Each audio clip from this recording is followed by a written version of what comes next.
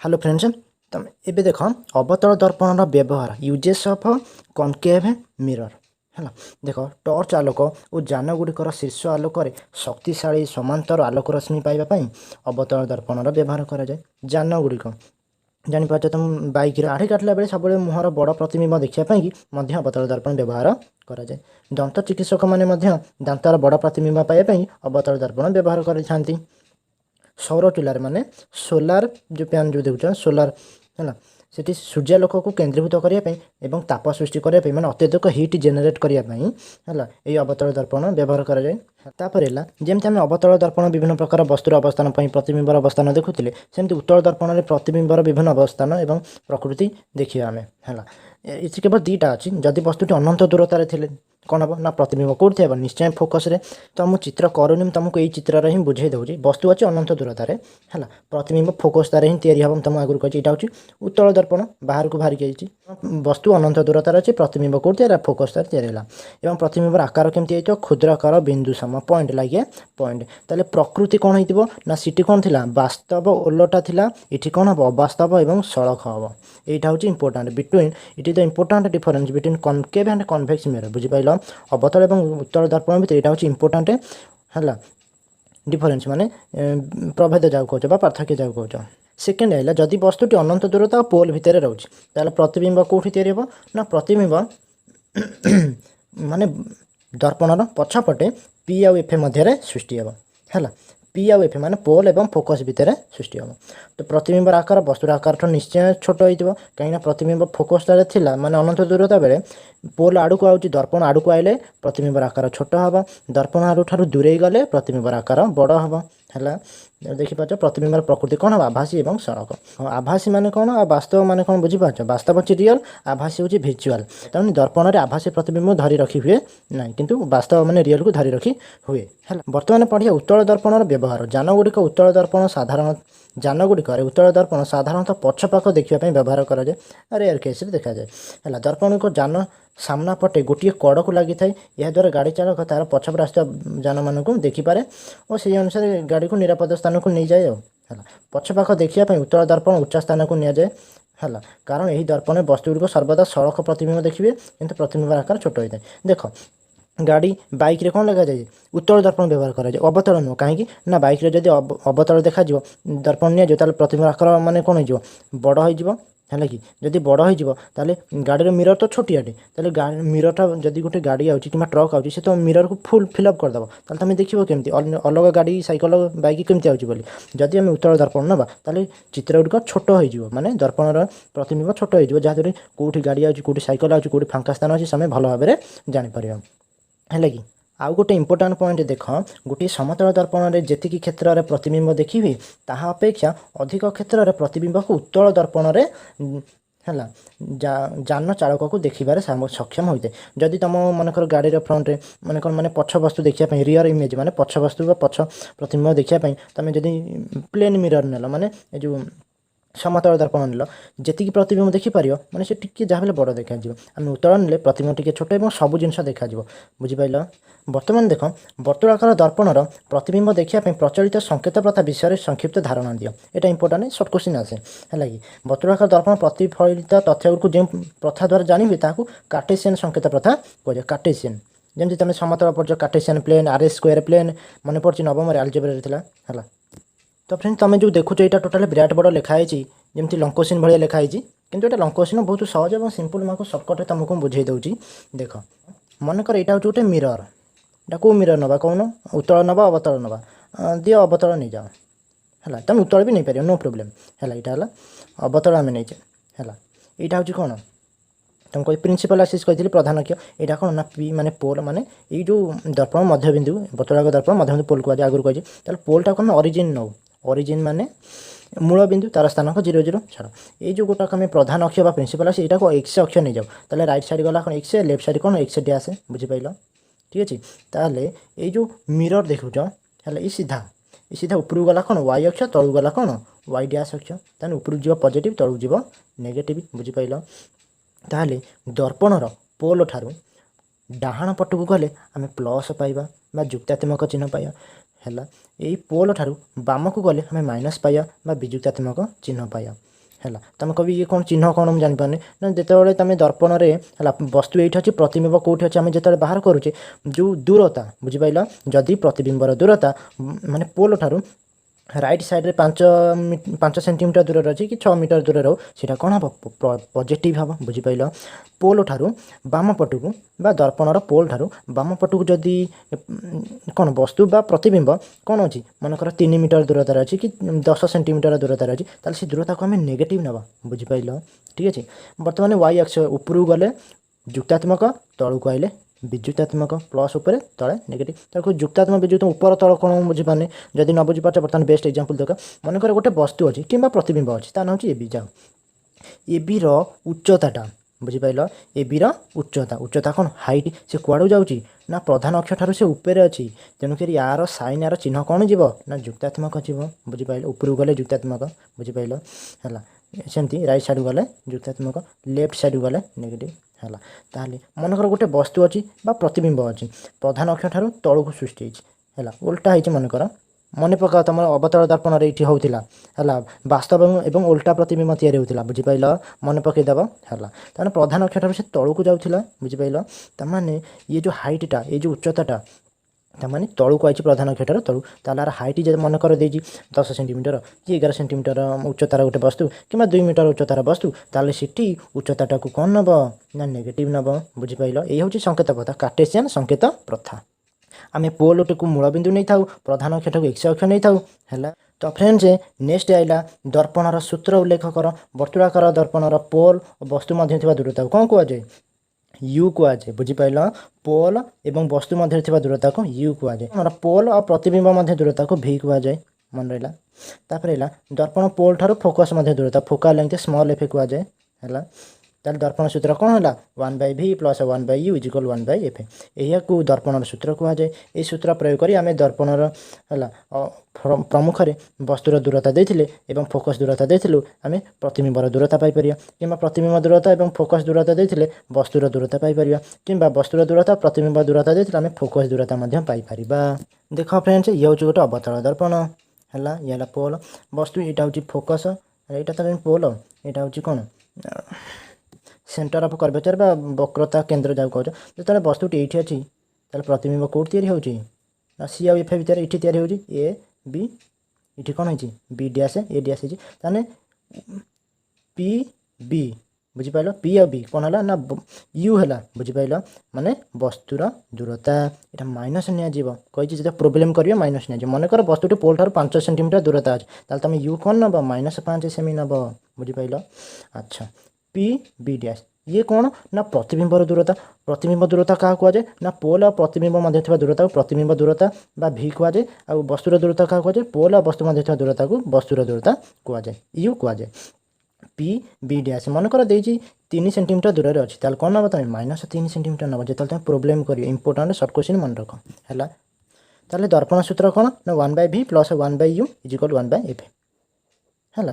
ତୁମେ କହିବ 1/u + 1/v = 1/f ଠିକ୍ ଅଛି ବିକଜ୍ ଆଡ଼ିସନ୍ ଓବେଜ୍ କମ୍ୟୁଟେଟିଭ୍ ଲ ବୁଝିପାରିଲ ମାନେ ଯୋଗ ପ୍ରକ୍ରିୟା ଯେଉଁ କ'ଣ କ୍ରମ ବିନିମୟ ନିୟମକୁ ପାଳନ କରେ।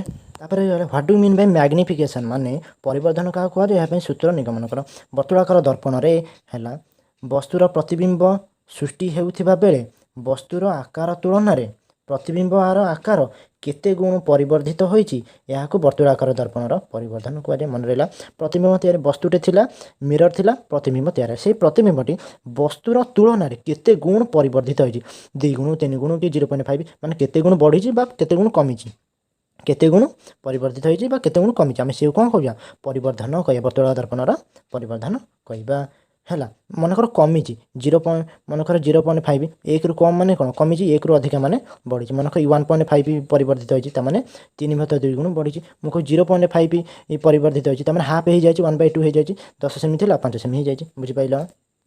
ଏହାକୁ ପ୍ରତିବିମ୍ବର ଉଚ୍ଚତା ବିଭକ୍ତକ ବସ୍ତୁର ଉଚ୍ଚତା ଅନୁପାତରେ ପ୍ରକାଶ କରାଯାଏ କିମ୍ବା ଏହାକୁ ପ୍ରତିବିମ୍ବର ଦୂରତା ବିଭକ୍ତକ ବସ୍ତୁର ଦୂରତା ଅକ୍ଷର ଦ୍ୱାରା ବି ସୂତ୍ର ଦ୍ୱାରା ବି ପ୍ରକାଶିତ କରାଯାଏ। ତାହେଲେ ପରିବର୍ଦ୍ଧନ ମ୍ୟାଗ୍ନିଫିକେସନ୍ ତେଣୁକରି ପରିବର୍ଦ୍ଧନକୁ ଏମ୍ ଅକ୍ଷର ଦ୍ୱାରା ସୂଚିତ କରାଯାଏ ହେଲା। ତାହେଲେ ପରିବର୍ଦ୍ଧନର ସୂତ୍ର କ'ଣ ହେଲା ନା ପ୍ରତିବିମ୍ବର ଉଚ୍ଚତା ବିଭକ୍ତକ ବସ୍ତୁର ଉଚ୍ଚତା କିମ୍ବା प्रतिबिंबर दूरता बृहत बस्तुर दूरता एच डैश कौन ना प्रतिबिंबर उच्चता एच कौन ना बस्तुर उच्चता फाइनाली आमको एम सूत्र एच डैश बाई एच बा भि बाई यू पाइल मन रखी जो प्रोब्लेम कर देख प्रतिबिंब कौटी अच्छी बस्तु कौटी अच्छी जब तुम उच्चता नब पॉजिटिव अक्ष वाई रे जाओ ना नेगेटिव वाई रे जाओ प्लस माइनस हम सेमती बस्तु एवं दूरता पोल लेफ्ट साइड अच्छे ना राइट साइड अच्छे देखिए सीटी प्लस माइनस हम है मैग्निफिकेशन जुक्तात्मक बाहर पारे विजुक्तात्मक ही बाहर पारे इंपोर्टां आहरी इंपोर्टां क्वेश्चन है सर्ट क्वेश्चन है परिवर्धन मूल्य जदि जुक्त अच्छी बा कि ना ताले प्रतिबिंबटी कौन आभासी जदि परिवर्धन मूल्य विजुक्तात्मक है प्रतिबिंब कौन ना वास्तव मोस्ट इंपोर्टाट है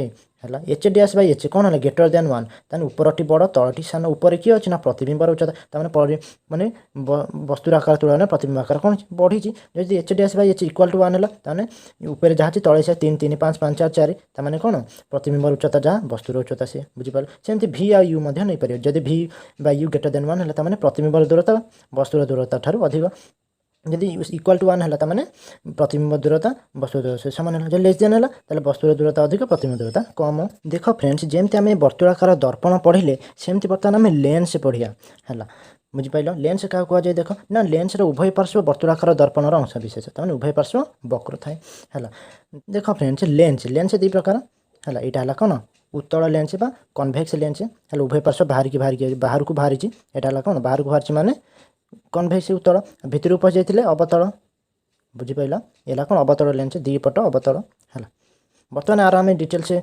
जमती सी वक्रता कहते ये आलोक कह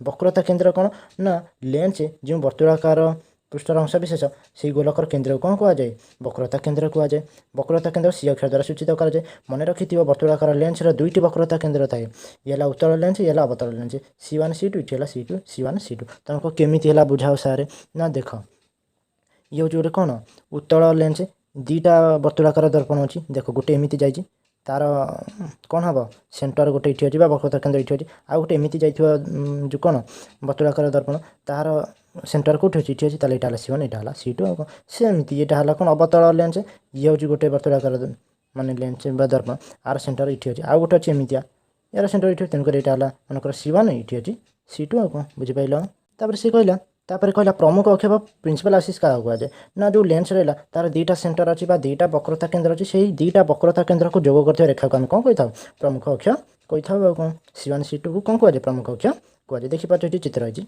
आलोक केन्द्र कौन कहुए ऑप्टिकल सेंटर आलोक केन्द्र सीटी जमी जो वर्तुलाकार दर्पण मध्यबिंदु को पोल कहुला ये सेमती वर्तुलाकार लेंस मध्यबिंदु को आलोक केन्द्र कहुए ऑप्टिकल सेंटर कहुए देखिए कौन कन्वेक्स लेंस आर सेंटरटा कौन ओ कहुए ऑप्टिकल सेंटर ये हूँ कौन कनकेव लेंस आर सेंटरटा कौन कहुए आलोक केन्द्र ठीक अच्छे बर्तमान है लेंस फोकस क्या कहुए वर्तुलाकार दर्पण कौन कहूल ना वक्रता केन्द्र पोल मध्यबिंदु को कौन वक्रता केन्द्र एवं पोलर मध्यबिंदु फोकस कहूल ये कौन कह आलोक केन्द्र एवं सेंटर बा जो वक्रता केन्द्र मध्यबिंदु को फोकस कहुए है यहाँ एफ अक्षर द्वारा सूचित कर स्मल एफ वर्तुलाकार लेंस दुईट फोकस थाए कहीं दीटा सेंटर अच्छी तेनाली दीटा वक्रता केन्द्र अच्छी तेणुक आलोक केन्द्र और सेपट वक्रता केन्द्र भितर F1 एपट आलोक केन्द्र आउ गोटे जो रहा वक्रता केन्द्र ता भर जो फोकस रहा है F2 बुझिपाल ये है कौन अवतल लेंस एपटा है कौन गोलक 1 एपटा कौन है गोलक 2 है गोलक 1 वर्तुलाकार ये जो दर्पण अच्छी गोलकार तार आलो वक्रता केन्द्र अच्छी C1 आ गोलक 2 वक्रता केन्द्र अच्छी C2 C1 जा 2F1 से C2 जा 2F2 से मन रखि है एवं फोकस एवं आलोक केन्द्र मध्य दूरता को फोकल लेंथ फोकस दूरता कहुए बुझिपाल तार फोकस कईटा अच्छी ना दीटा अच्छी F1 और F2 एपट रहा F1 एपट रहा F2 बुझिपाल बर्तमान आम पढ़िया जो वर्तुलाकार लेंस रहा जो कन्वेक्स और कनकेव से वस्तु विभिन्न स्थान में थे प्रतिबिंब कौ जगह सृष्टि हम वस्तुर प्रतिबिंबर अवस्थान प्रतिबिंबर आकार प्रतिबिंबर प्रकृति पढ़िया जमती अवतल दर्पण उत्तल दर्पण था सेमती आइला उत्तल लेंस अवतल लेंस मन रखि अवतल दर्पण सहित उत्तल लेंस सामंजस्य रही उत्तल दर्पण सहित अवतल लेंस सामंजस्य रही बर्तमान फास्ट कौन कहला ना प्रतिबिंबटी अनंत दूरतार थे आम जानूँ वस्तुटी को प्रतिबिंब कौटी सरी वस्तुटी अनंत दूरतार थे प्रतिबिंब कौटी हम फोकस हम प्रतिबिंब आकार प्रतिबिंब अवस्थान कौटी फोकस प्रतिबिंब आकार क्षुद्र बिंदु सम प्रतिबिंब प्रकृति वास्तव एवं उलटा वस्तुटी 2F1 ठारू दूर थे सीटी कौन थी वस्तुटी वक्रता केन्द्र ठारू दूर थे ताले सीटी कौन होता ना प्रतिबिंब कौटी आ फोकस ଆଉ ପୋଲ୍ ମଧ୍ୟରେ ତିଆରି ହେଉଥିଲା। ଏଠି କ'ଣ ହେବ ଆଲୋକ କେନ୍ଦ୍ର ଏବଂ ଫୋକସ୍ ମଧ୍ୟ ତିଆରି ହେବ। ଅପର ପାର୍ଶ୍ୱରେ ଇଏ କ'ଣ ହେଇଛି ବାସ୍ତବ ଓଲଟା ହେଉଛି ନା ଅବତଳ ଦର୍ପଣରେ ବାସ୍ତବ ପ୍ରତିବିମ୍ବ ଦର୍ପଣ ସମ୍ମୁଖରେ ତିଆରି ହେଉଥିଲା, କିନ୍ତୁ ଏଠି ପ୍ରତିବିମ୍ବର ବିପରୀତ ମାନେ ବସ୍ତୁର ବିପରୀତ ପାର୍ଶ୍ୱରେ ତିଆରି ହେବ। ବୁଝିପାରିଲ? ତାହେଲେ ପ୍ରତିବିମ୍ବର ଆକାର କ'ଣ ହେବ ନା କ୍ଷୁଦ୍ର ହେବ ବସ୍ତୁର ଆକାର ଠାରୁ। ଆଉ ଠିକ୍ ଅଛି ବାସ୍ତବ ଓଲଟା ହେଇଛି ନା। ଏବଂ ଯଦି ତୁମେ ନ ବୁଝିପାରୁଛ ମୁଁ ଏଠି କରିଦେଉଛି ଦେଖ। ଆମେ କ'ଣ ନେଇଛେ ଉତ୍ତଳ ଲେନ୍ସ ହେଲା XY, ଏଇଟା ହେଉଛି এটা প্রমুখ অক্ষ, এটা আলোক কেন্দ্র, এটা হলো F1, এটা হলো 2F1 যাহা C1 সেয়া, এটা হচ্ছে F2 এটি কোণ 2F2 যাহা C2 সেয়া। বস্তু কোটি অছি 2F1 ঠারু দূরে A B উপরকু মুহ করি অছি গলা এঠিকি কোণ হলা ইয়ে তো এমতি ଯିବ ନା। ঠিক আছে এমতি রে ডায়াগ্রাম যেতବେଳେ କରୁଛ তীর চিহ୍ନ দেব নহলে ভুল ହେଇଯିବ ହେଲା। ଆଉ ଗୋଟେ ରଶ୍ମି ଏମିତି ନେଇଯିବ ହେଲା। ତାହେଲେ କ'ଣ ହେଲା ଫୋକସ୍ ଆଉ ବକ୍ରତା କେନ୍ଦ୍ର ଭିତରେ ତିଆରି ହେଲା। ଆଉ କ'ଣ ବୁଝିପାରିଲ? ଏଠି ହେଲା B ଡ୍ୟାସ୍, ଏତେବେଳେ ଗଲା A dash. A B greater than A dash B dash ମାନେ ଟିକେ ସେମ୍ ଜଣାପଡ଼ୁଛି, କିନ୍ତୁ ଗ୍ରେଟର ଦେନ୍ ଇଏ ହେବ ଲେସ୍ ଦେନ୍ ଇଏ ହେବ ହେଲା। ସରି ଏଇଟା ଟିକେ ଭୁଲ ହେଇଗଲା, ଏଇଟା O ଦେଇକି ଯିବ ହେଲା। O ଦେଇକି ଯିବ ମନେ ରହିଲା, ମୁଁ F2 ଦେଇଦେଲି ଭୁଲ କରିଦେଲି, ସରି F2 ଦେଇକି ଯିବ। ତାହେଲେ ଇଏ ବି greater than A dash B dash ହେବ ହେଲା। ବସ୍ତୁଟି 2F1 ଠାରେ ଥିଲେ, ତାହେଲେ ପ୍ରତିବିମ୍ବ କେଉଁଠି ହେବ ନା 2F2 ଠାରେ ତିଆରି ହେବ ହେଲା। ଆକାର କ'ଣ ହେବ ନା ସମାନ ହେବ। ପ୍ରକୃତି କ'ଣ ହେବ ବାସ୍ତବ ଓଲଟା ହେବ। ସେଠି କ'ଣ ଥିଲା ନା ବସ୍ତୁଟି C ଠାରେ ଥିଲେ, ବକ୍ରତା କେନ୍ଦ୍ର ଠାରେ ଥିଲେ, ବକ୍ରତା କେନ୍ଦ୍ର ପାଖରେ ହିଁ ସୃଷ୍ଟି ହେଉଥିଲା। ଆକାର କ'ଣ ହେଉଥିଲା ସମାନ ଥିଲା, ଆକୃତି କ'ଣ ଯେଉଁ ସମାନ ଥିଲା ଆକାର ହେଲା। ପ୍ରକୃତି କ'ଣ ଥିଲା ବାସ୍ତବ ଓଲଟା ଥିଲା। ଏଠି ବି ସେମ୍ ଜିନିଷ, କେବଳ ଦର୍ପଣଟା ସେଠି ସେଇପଟେ ହେଉଥିଲା, ଏଠି ଅପୋଜିଟ୍ ପାର୍ଶ୍ୱରେ ହେବ। ଦେଖିପାରୁଛ ଚିତ୍ର ମୁଁ ବୁଝାଉଛି ଦେଖ। ଏଇଟା ହେଲା ଉତ୍ତଳ ଲେନ୍ସ ହେଲା XY, ଏଇଟା ହେଲା F1, ଏଇଟା ହେଲା 2F1 ଯା C1 ସେୟା। ଏଇଟା ହେଲା କ'ଣ F2, ଏଇଟା ହେଲା 2F2 ଯା C2 ସେୟା। ଏଇଟା ହେଲା O ଆଲୋକ କେନ୍ଦ୍ର। ବସ୍ତୁ କେଉଁଠି ଅଛି ନା 2F1 ଠାରେ ତିଆରି ହେଉଛି। ଏ ବି ରଶ୍ମି ଆଲୋକ ଏମିତି ଯାଇଛି ହେଲା। କେଉଁଠି ତିଆରି ହେବ ନା 2F2 ଠାରେ ତିଆରି ହେବ। ଇଏ ଯିବ କେଉଁଠି ଫୋକସ୍ ଦେଇକି ଯିବ ହେଲା। ଆଉ ଗୋଟେ ଆଲୋକ ରଶ୍ମି ଏମିତି ଯିବ, ସରି ଆଲୋକ କେନ୍ଦ୍ର ଦେଇକି ଯିବ ଏଇଠି। ତାହେଲେ ଏଇଠି ତିଆରି ହେଲା B ଡ୍ୟାସ୍ A ଡ୍ୟାସ୍ ହେଲା। ଆର ଆକାର ମାନେ ଯାହା ଆର ଆକାର ସେମିତି ଇଏ ଜଣାପଡ଼ୁଛି, କିନ୍ତୁ ସମାନ ହେବ ହେଲା। ତାପରେ କହିଲା ଯଦି ବସ୍ତୁଟି F1 ଆଉ 2F1 ଭିତରେ ରହିଲା, ତାହେଲେ ପ୍ରତିବିମ୍ବ କେଉଁଠି ହେବ ନା 2F2 ଠାରୁ ଦୂରରେ ତିଆରି ହେବ। ଆକାର କ'ଣ ହେବ ନା ପରିବର୍ଦ୍ଧିତ ହେବ, କାହିଁକି ନା ଲେନ୍ସର କେନ୍ଦ୍ର ଠାରୁ ଆଲୋକ କେନ୍ଦ୍ର ଦୂରେଇକି ଯାଉଛି ନା। ତାପରେ ପ୍ରକୃତି କ'ଣ ହେବ ନା ବାସ୍ତବ ଓଲଟା ହେବ। ଆଉ କ'ଣ ବୁଝିପାରିଲେ? ସିଟି କ'ଣ ଥିଲା ଅବତଳ ଦର୍ପଣରେ ବସ୍ତୁଟି C ଆଉ F ଭିତରେ ଥିଲେ, ପ୍ରତିବିମ୍ବ କେଉଁଠି ହେଉଥିଲା C ଠାରୁ ଦୂରରେ, ସେଇ ବାସ୍ତବ ଓଲଟା ଏଠି ସେୟା ପରିବର୍ଦ୍ଧିତ ସିଟି ଏଠି ବି ସେୟା। ଯଦି ତୁମେ ନ ବୁଝିପାରୁଛ ମୁଁ ଏଠି ଚିତ୍ର କରୁଛି ଦେଖ। ଏଇଟା ହେଲା କ'ଣ ଉତ୍ତଳ ଲେନ୍ସ ହେଲା F1 2F1 F2 2F2। ତାହେଲେ ମୁଁ ସର୍ଟକଟ୍ରେ ମାନେ ବହୁତ ଶୀଘ୍ର କରିଦେଉଛି ହେଲା। ଏଇଟା ହେଉଛି AB, ଏଇଟା ହେଲା ଆଲୋକ କେନ୍ଦ୍ର, ଏଇଟା ହେଉଛି O। ଏ କ'ଣ ହେବ F2 ଦେଇକି ଯିବ। ଆଉ ଗୋଟେ କ'ଣ ନା O ଦେଇକି ଯିବ। O ଦେଇକି ଗଲେ କ'ଣ ହେଲା F2 ଠାରୁ ଦୂରରେ ହେଲା। ଆଉ କ'ଣ ହେଲା ସରି ଏଇଟା ହେଲା A ଡ୍ୟାସ୍, ଏଇଟା ହେଲା ପରିବର୍ଦ୍ଧିତ ହେଇଛି, ଓଲଟା ହେଇଛି, ବାସ୍ତବ ହେଇଛି। ଠିକ୍ ଅଛି। ବସ୍ତୁଟି F1 ଠାରେ ଥିଲେ ମାନେ ଫୋକସ୍ ଠାରେ ଥିଲେ, ପ୍ରତିବିମ୍ବ କେଉଁଠି ଅନନ୍ତ ଦୂରତାରେ। ଆକାର କ'ଣ ନା ପରିବର୍ଦ୍ଧିତ, ବହୁତ ପରିବର୍ଦ୍ଧିତ। ତାହେଲେ ପ୍ରକୃତି କ'ଣ ବାସ୍ତବ ଓଲଟା ହେଲା। ଯଦି ନ ବୁଝିପାରୁଛ ତାହେଲେ ଦେଖିଦିଅ ଚିତ୍ର, ଆଉ କ'ଣ କରିବା। XY ହେଲା O F1 2F1 F2 2F2। ଏଇଠି ଅଛି ବସ୍ତୁ, ଏଇଠି ଦେଇକି ଗଲା କେମିତି ଏମିତି ଦେଇକି ଗଲା। ତାପରେ ଆଉ ଗୋଟେ ଏମିତି ଦେଇକି ଏମିତି ପରିବର୍ଦ୍ଧିତ ହେଇକା ଯିବ। ବର୍ତ୍ତମାନ ଆଇଲା ଇମ୍ପୋର୍ଟାଣ୍ଟ ହେଲା। ଅବତଳ ଦର୍ପଣ କ'ଣ ଥିଲା ଇମ୍ପୋର୍ଟାଣ୍ଟ ନା ଅବତଳ ଦର୍ପଣ ସେଇଟା ଇମ୍ପୋର୍ଟାଣ୍ଟ ଲାଷ୍ଟଟା। ଉତ୍ତଳ ଲେନ୍ସ ପାଇଁ ଇଏ ଲାଷ୍ଟରେ ଇମ୍ପୋର୍ଟାଣ୍ଟ ପରୀକ୍ଷାରେ ପଡ଼ିବ। କ'ଣ ନା ଅବତଳ ଦର୍ପଣ କ'ଣ ଥିଲା ପୋଲ୍ ଆଉ ଫୋକସ୍ ମଧ୍ୟରେ ବସ୍ତୁଟି ଥିଲେ, ପ୍ରତିବିମ୍ବ କ'ଣ ହେବ ଦର୍ପଣ ସିଟି ଅପର ପାର୍ଶ୍ୱରେ କ'ଣ ହେଉଥିଲା ସେଠି ନା ଆଭାସୀ ସଳଖ ହେଉଥିଲା। ଏଠି ବି ସେଇ ଆଭାସୀ ସଳଖ ହେବ। ବୁଝିପାରିଲ? ପ୍ରତିବିମ୍ବର ଆକାର କ'ଣ ହେଉଥିଲା ନା ପରିବର୍ଦ୍ଧିତ ହେଉଥିଲା, ଏଠି ବି ସେୟା ପରିବର୍ଦ୍ଧିତ ହେବ। ବୁଝିପାରିଲ? ସେଠି ଦର୍ପଣର ଅପର ପାର୍ଶ୍ୱରେ, ଏଠି ଦର୍ପଣର ସେମ୍ ପାର୍ଶ୍ୱରେ ହେଲା। ଦେଖ ବସ୍ତୁଟି F1 ଆଉ ଆଲୋକ କେନ୍ଦ୍ର ଭିତରେ ରହିଛି, O ଭିତରେ ରହିଛି। ତାହେଲେ ପ୍ରତିବିମ୍ବ କ'ଣ ହେବ ପ୍ରତିବିମ୍ବ ଆକାର ପରିବର୍ଦ୍ଧିତ ହେଇଥିବ ହେଲା। ପ୍ରତିବିମ୍ବ ପ୍ରକୃତି କ'ଣ ହେବ ନା ଆଭାସୀ ସଳଖ। ଏଇଟା ହେଉଛି ଇମ୍ପୋର୍ଟାଣ୍ଟ। ବୁଝିପାରିଲ? ମୁଁ କରିଦେଉଛି ଚିତ୍ର, ଏତେ ଚିତ୍ର କଲେଣି ଗୋଟେ କରିବାକୁ କ'ଣ ମୋତେ ବାଧିବ କି? ଛାଡ଼ ହେଲା। ଏଇଟା ହେଲା F1, ଏଇଟା ହେଲା 2F1, ଏଇଟା ହେଲା F2, ଏଇଟା ହେଲା 2F2 ଆଲୋକ କେନ୍ଦ୍ର। ଏଇଠି ଅଛି ବସ୍ତୁ ହେଲା। ଏଇଟା ଏମିତି ଗଲା, ଏଠି ଡଟ୍ ଡଟ୍ କରିଦେବ, କାହିଁକିନା ଆଭାସୀ ସଳଖ ଯେଉଁଟା ସେଇଟା ଡଟ୍ ଡଟ୍ କରାଯାଏ ହେଲା। ଆଭାସୀ ସଳଖ ଯେଉଁଟା ସେଇଟା ଡଟ୍ ଡଟ୍ କରାଯାଏ। ଆଉ ଗୋଟେ କ'ଣ ହେଲା, ଆଉ ଗୋଟେ ଏଇଠୁ ଆସିବ ନା, ଏଇଟା ଏମିତି ବଢ଼ି ବଢ଼ିକା ଯିବ। ଏଇଠି ମିଳିତ ହେଇଛନ୍ତି ରଶ୍ମି, ତାହେଲେ ଏଇଠୁ ଆ ଉପରେ ଗୋଟେ ଆଙ୍କିଦେବୁ A B, ଏଇଟା ହେଲା A ଡ୍ୟାସ୍ B ଡ୍ୟାସ୍ ହେଲା। बुझिपाइल है ये तुम जमी उत्तल दर्पण पढ़ुल अवस्थान प्रतिबिंब वस्तु ठीक है ये सेमती अवतल लेंस पड़ो इंपोर्टाट नुह तथा पढ़ी वस्तुटी अनंत दूरतार थे कौन हम प्रतिबिंब निश्चय फोकस छाड़ी या प्रतिबिंबर प्रकृति आकार कौन हो क्षुद्र बिंदु सम आ प्रकृति कौन हम आर उल्टाटा कौन हम आभासी सड़क हम कौन ताने उत्तल लेंस उल्टाटा कौन हो अवतल किंतु ये लास्ट पॉइंट टाक छाड़ी एक्सेप्शन है ताले प्रकृति कौन हम आभासी और सड़क कौन ना अवतल लेंस कहला जदि वस्तुटी अनंत दूरता कौन लेंसर आलोक केन्द्र भितर रहा ताले प्रतिबिंबटी आकार कौन हम ना निश्चय क्षुद्र हम ठीक अच्छे है क्षुद्र हम एंड प्रकृति कौन हम आभासी सड़क हम इंपोर्टाट मन रखीदेव बर्तमान है लेंसर सूत्र निगमन सीटी प्लस थी ये माइनस करदेव आलोक केन्द्र ठार वस्तु मध्य दूरता वस्तुर दूरता भि कहुए सरी यू कहुए है आलोक केन्द्र और प्रतिबिंब मध्य दूरता भि कहुए प्रतिबिंब दूरता कहुए फोकस और आलोक केन्द्र दूर फोकल लेंथ फोकस दूरता कहुए तो लेंस सूत्र कौन होगा 1/v - 1/u = 1/f आर प्रूफटा तुम +2 पढ़ो है सेकेंड ईयर अच्छी 12th क्लास है बुझीपार ये सेमती प्लस माइनस साइन कन्वेंशन बुझीपार साइन कन्वेंशन माने कार्टेशियन जो संकेत प्रथा है जदि बाम पट को रहा नेगेटिव जदि राइट साइड को रहा पॉजिटिव न ऊपर गले पॉजिटिव तलू गले नेगेटिव है ताहले यू भी आ एफ भितर जेकोसी दुईटार मान देते अन्यटीर मान आम निर्णय करें ये पढ़ुले आम दर्पणर परिवर्तन ये कौन पढ़िया लेंस परिवर्तन से एका कथा प्रतिबिंबर उच्चता एच डी आसे वस्तुर उच्चता एच तमें वाई अक्षर ऊपर तल हम ऊपर गले पॉजिटिव तलू गले नेगेटिव है ये सेमती प्रतिबिंब दूरता भी आ वस्तुर दूरता हो यू तमें राइट आ लेफ्ट साइड और राइट साइड गले पॉजिटिव लेफ्ट साइड गले नेगेटिव साइन कन्वेंशन कार्टेशियन संकेत प्रथा है ताले परिवर्तन को एम ए अक्षर द्वारा सूचित कर एम ए मैग्निफिकेशन ताले एम ए सूत्र कौन हो v/u एच डी एस एच ए बुझीपाल लेंस परिवर्तन क्या कहे प्रतिबिंब उच्चता वस्तुर उच्चतार अनुपात परिवर्तन को लेंस परिवर्तन कहे कि प्रतिबिंब दूरता विहत ओ प्रतिबिंब दूरता और वस्तुर दूरतार अनुपात आम कौन कही था लेंस परिवर्तन और कौन बा प्रतिबिंब वस्तुर आकार तुलन में केते गुण परिवर्तित होता कौन कहुए परिवर्तन कहुए है ताले परिवर्तन सूत्र M = v/u H D S H सेमती प्लस नेगेटिव जदि एम एर भैल्यू नेगेटिव है पॉजिटिव है तुमको आगुरी कही मन पका इंपोर्टाट सर्ट क्वेश्चन मुझे लिखी ना कि आगुरी कही तुमको है नेक्स्ट है लेंस पावर क्या कहुए what do mean by power of lens power it is called inverse of focal length कहीपर और it is the reciprocal of focal length कहीपर इनवर्स माने कौन गुणात्मक विलोमी बा ताकू तमें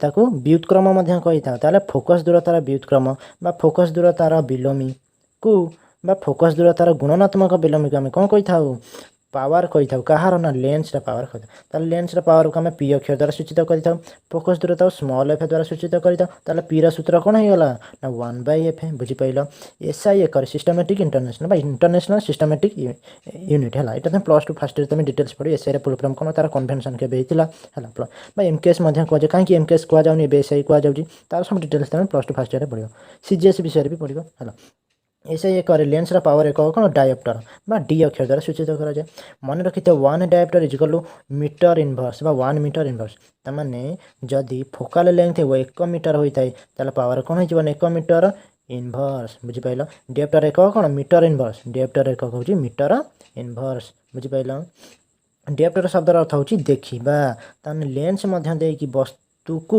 मनीष केते बाट बा क्यों उपाय बा क्यों परिमाण में देखिपारुची है युक्त बा वियुक्त है बड़ बा छोट है या आम कौन कही था डायोप्टर कही था उत्तल लेंस पावर पॉजिटिव होता है बा युक्तात्मक होता है अवतल लेंस पावर है बा कनकेव लेंस पावर कौन होता है वियुक्तात्मक होता है इंपोर्टाट सर्ट क्वेश्चन मन रखि है मनकर गोटे लेंस अच्छी विराट बड़ लेंस अच्छी तादेह बहुत गुड़िए लेंस खंजा जाए प्रत्येक लेंस पावर समष्टि बृहत लेंस पावर सहित सामान मनकर 5टा लेंस अच्छी 1 2 3 4 5 फास्ट लेंस पावर अच्छी +2 सेकेंड लेंस पावर अच्छी -5 तमाने सेकेंड लेंसटा कौन होती अवतल होती 5टा लेंस अच्छे 5टा पावर देती कार प्लस कार माइनस तमाने किए उत्तल किए अवतल ताहले टोटाल लेंस बड़ लेंस पावर कौन हो ना सब लेंस समष्टि सहित सामान हो प्लस माइनस मिसई देव फेर देव आंसर मिल बुझीपारे सी कह power P = P1 P2 + P2 dot up to infinity है बा सो ऑन आपको कहुए जदि गोटे लेंस पावर +4 होता है से कौन उत्तल लेंस हो जदि गोटे लेंस पावर मन कौन -3D होती